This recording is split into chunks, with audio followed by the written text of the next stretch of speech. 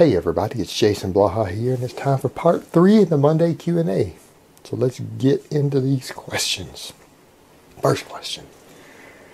What about HCG on TRT and why not? Thanks. For those who don't know what HCG is human chorionic gonadotropin. It is a hormone that basically makes your body produce more sex hormones when it's used. TRT is, of course, testosterone replacement therapy. In all honesty, for a lot of guys, HCG may be a more viable TRT than standard depot injections because not everyone wants to be on it for life. And the reality is, a lot of you younger guys, all these younger guys I see who are suffering from low testosterone, I'm going to be honest, it has nothing to do with all this silly shit that people think that has to do with your lifestyle. It has to do with the fact that so many of you cut as naturals. People who get ripped as naturals, and I hate to say this, I know this upsets people, but it's fucking stupid. And this is one of the reasons so many of you guys suffer from low testosterone is because you keep cutting and running long caloric deficits. Once you hit 10% body fat, you keep cutting, you get too ripped, and you're not on any drugs. And it hammers your endocrine system, it hammers your testosterone production.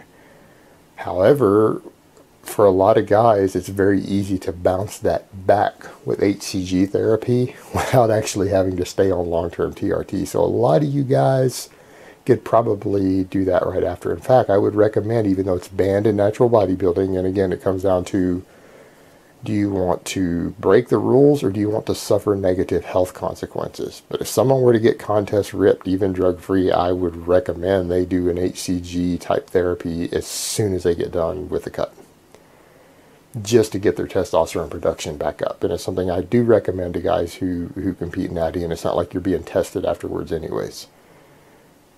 It's again a case of, do you want to technically break the rules of what you're competing in, or do you want to be healthy?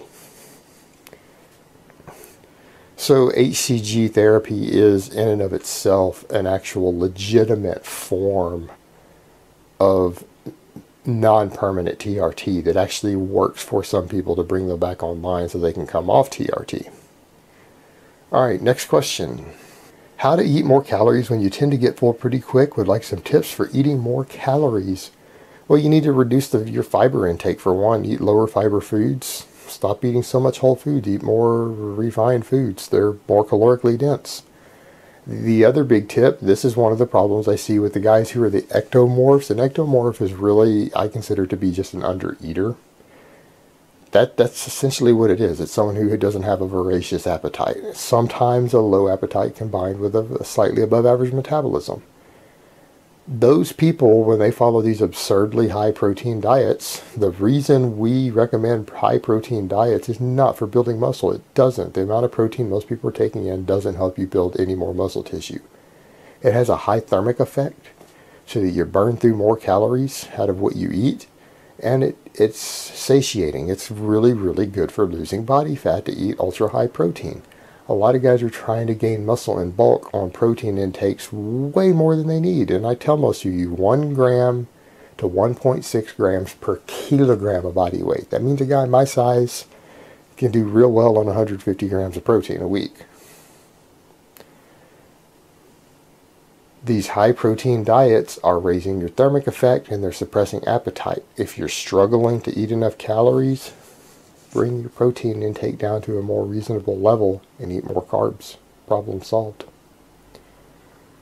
So that's another thing you can do in addition to just try to drink more liquid calories. All right, next question.